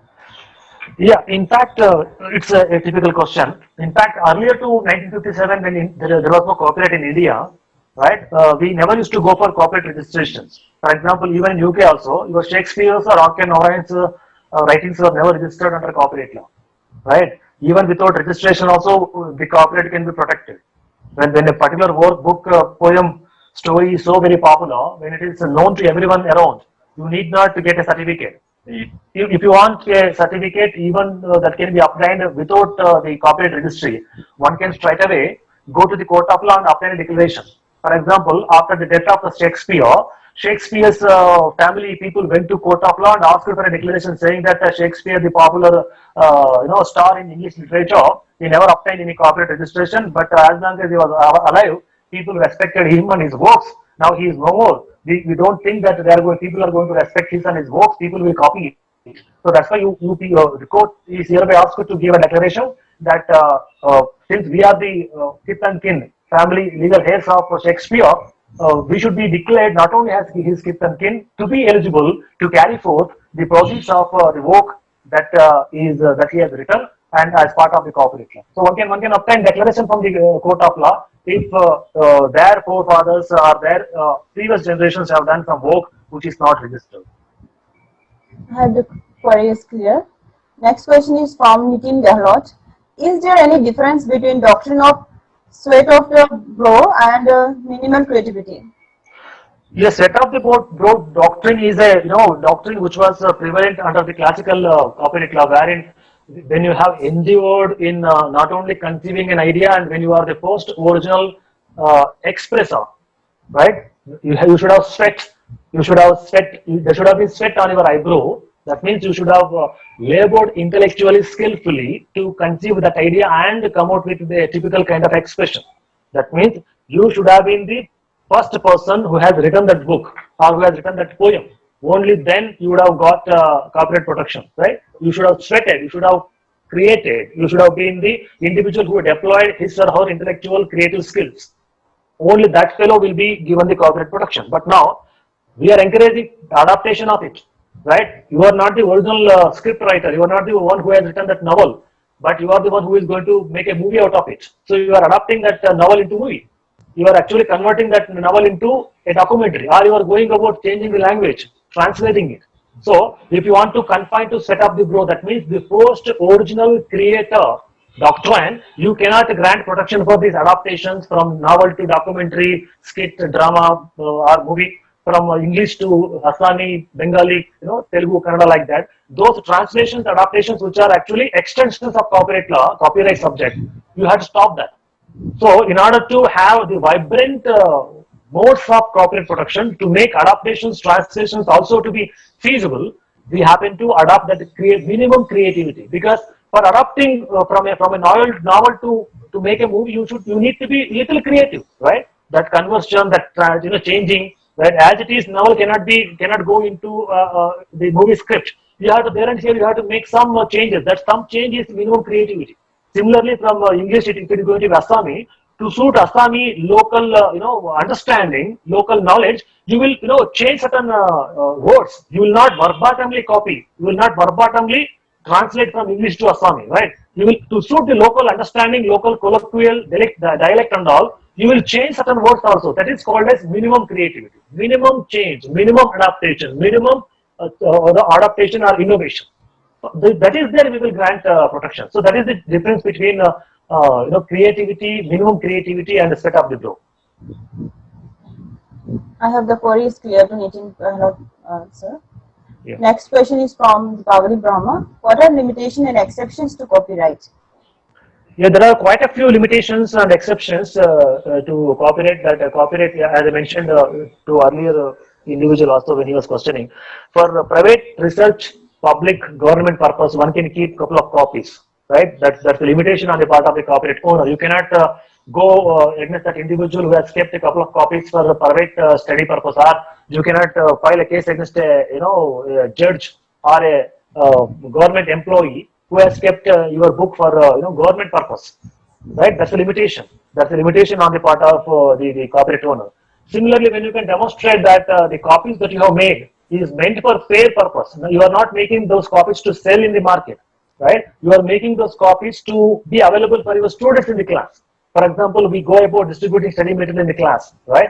Our intention is not to violate anybody's copyright, but our intention is to disseminate knowledge embedded in that book to our students, right? So that is fair purpose. For the dissemination of knowledge for student purpose, you are doing it. So that is called as fair use. So private, personal use and fair use are the limitations and exceptions for your copyright law, copyright owner. Thank you, sir. I think the query is clear. Next question is again from Nitin Gehlot, sir. So whether there would be a copyright in the following and in whom it would be best concept note prepare for a television show. Now, concept note preparation concept note is an abstract. On abstract, there cannot be a copyright, but for the entire script, there could be a copyright, right? Concept note could be a single line. It's like an abstract for your book, foreword for your book, abstract for your article. That would not fit you a copyright. You need to be the script, complete script, wherein you have to detail what dialogues each and every character would say, right? What type of background, what kind of costume they will have, what kind of furniture or the short, what type of equipment infrastructure will feature. All that put together, it will be script. Concept note may be one line, court scene, right? We are going to film a court scene in court. Who will be there? Judge, lawyer, and two people in the bones and a few people in the public. That's a simple concept note. For that, there cannot be any copyright. But if you can say what judge would say, what type of case is being argued, and who are the people who are arguing, who are the people against whom the argument is being placed, right? All that if you can spell out in a very colorful way, expressive way, that forms the script. That only can fetch you a copyright, not the concept note or abstract. I hope the query is clear. Next question is from Dr. Suranjana Kalita. If an author is not the member of the Copyright Society, then her work will be protected by the society or not? No, Copyright Society will protect only the works of their members. That's all. Thank you, sir. I think the query is clear. Next question is from Kunjalata Brahmavatari. If someone's work is reproduced with a different perspective or a similar storyline but with variations, will it go against copyright? Yeah, it is an example for colorable imitation. Same script with slight variations, so it's an example of colorable imitation, and that would go against copyright owner. Thank you, sir. I hope the query is clear. Next question is from Gautam Barua.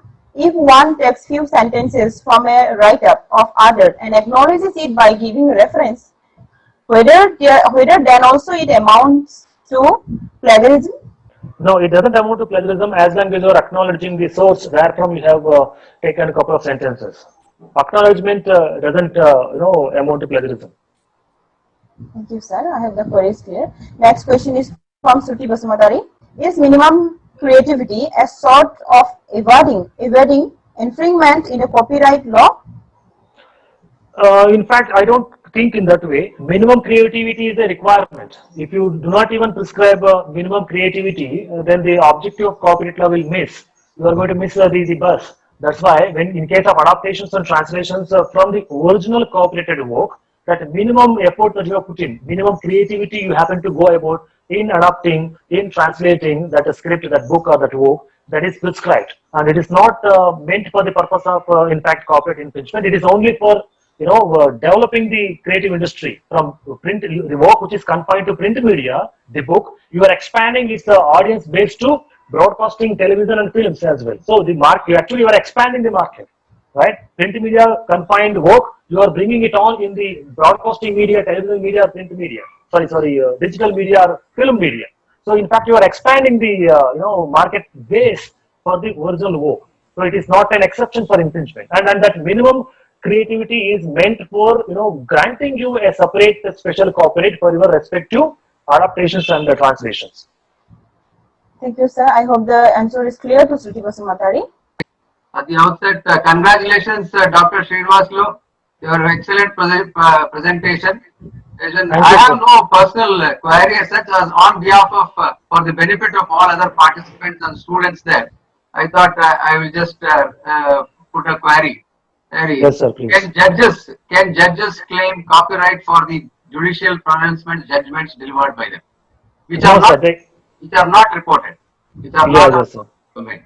Yes, sir. Yes, sir. Judges are delivering judges as part of their duty, sir, as part of their performance. So there is no question of them having a copyright on judgment. If at all anybody would like to have copyright on judgment, it should be the government, because they are government employees, right? They have been deployed there by the government and they are serving the public cause, so they cannot. But the individual who compiles those judgments on a particular platform, for example, Krishna Iyer, Justice Krishna Iyer, who is no more now, he happened to compile all his judgments on his own, right? And there are now, for example, the Sumit Malik of UBC and all in Delhi and all, who are around Supreme Court, they actually compile the very popular, either controversial judge or a judge who has contributed a lot. They will catch that individual and they will try to bring out a book saying that the judgments or letter of the law, whatever very attracting title they will give, and they go about compiling with a particular unique title. They do that. So they are actually doing that in a very sequential way. That how exactly that judge happened to deliver the cause of constitution, the cause of arbitration, right? Or how that judge happened to help out for the purpose of a judicial inquiry. Like that, some title they will choose. They will go about some slight creativity in that, and they will go about publishing those judgments with their own case commentary, right? Their own commentary in the footnote, or sometimes they will take other retired judges or existing lawyers whatsoever. So they will try to add something into it. That minimum creativity what they will have, and that if it is done by the private individuals outside the court, it is allowed. But the same judges who are the government employees, they cannot do it, sir. I'm an advocate practicing in Bangalore and faculty in several colleges. This was for the benefit of other participants. I have a last thing. Who is got copyright for the Indian national anthem? Sir, Indian national anthem, it is a public, work on Indian national anthem. Since it is a public spirited work and it is part of the Indian now heritage or the sovereignty, whatever you call it as.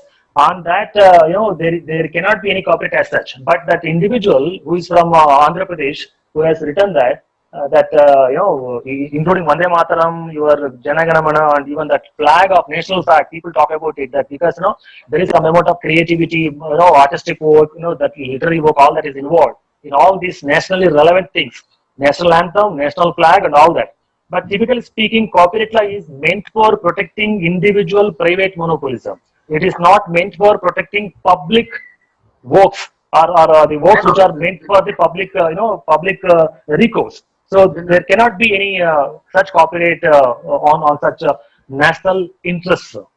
I know, but in case of R.K. Narayan, you mentioned though the act was not there when R.K. Narayan's work was done, Shakespeare's work was done. Even Rabindranath Tagore's work on national anthem was there before 1950, before it was first sung in 1911 in the National Congress session. True, true, So very in true. that case, couldn't Rabindranath Tagore have claimed the copyright for the national anthem? Because it was there prior to Yes, India yes. becoming republic also. This was the True, work sir, done true. prior to India becoming a republic, after which the national anthem was adopted. Janagana was adopted as the national Correct, anthem. correct, correct, sir. That's the Yeah, yeah, you rightly said it. Before it became the nationally relevant, poem, song, or for that matter, flag, they were individuals. So individuals they could have claimed, and if at all they would have claimed and got copyright registered, when they became a nationally relevant subjects, government would have acquired it back by paying compensation whatsoever. Government has got every right to acquire it from anybody, anywhere. And so in that case, as I mentioned, as you also acknowledged, these R.K. Narayanans, Shakespeare, our Rabindranath Tagore and all that, when they were individuals, when they were not icons, they were individuals. As individuals, they could have got it registered. And the fact that there was no law at that point of time to provide registration, their kith and kin could have gone directly to court of law to for seek declaration. declaration. Declaration. Yeah, but by the time their kith and kin realized it has become part of the national agenda And or it has come nationally on relevant. public domain. It Yeah, has public already domain. become on Yeah, public yeah, domain. yeah. So this Yes, was sir, just that's- for creating curiosity and for the benefit of other students who are participant. I wanted to raise this is a tricky Yes, sir. issue which has been now and then being raised. So that's Yes, sir. why Yes, sir. Thank you, sir. Thank you so much. nice Thank you so much. interacting with you, sir. Thank you, sir. Thank you, Harish, sir. Thank you. Pleasure, sir. Pleasure. Thank Uh, you, Preeta. Sir, thank you, Professor Dr. Srinivasulu, sir, for accepting our invitation as an invited speaker. You have briefed thoroughly about the copyright law. I hope the participants have now a little more knowledge about the literary work and how the literary work is the beginning of all the other subject matter of the copyright. And I believe that from now, today onwards, we'll spend some more time in understanding the IPR law and especially the copyright law because it is really beneficial or it is really helpful to understand for the students and teachers when they are interested in writing any articles or any kind of books. So thank you, sir, for enlightening us about copyright law. And thank you, participants, for your queries. Your queries have helped all the other participants learn more. We expect for your cooperation and patience for another day. Tomorrow we have session on trademark, which will be taken by Professor Ramakrishna of NLSIU Bangalore. One more day to go and hoping for your cooperation. And Harish sir and Srinivasulu sir, if you have time to join tomorrow, then kindly. I'll come in. Yeah, Sunday. yes, sir. So, yeah, thank you, Harish, sir, for pitching in. With this, we end today's session. Thank you. Thank you, one and all. Thank you, one Thank and all. you. Thank you, sir. Thank you, sir.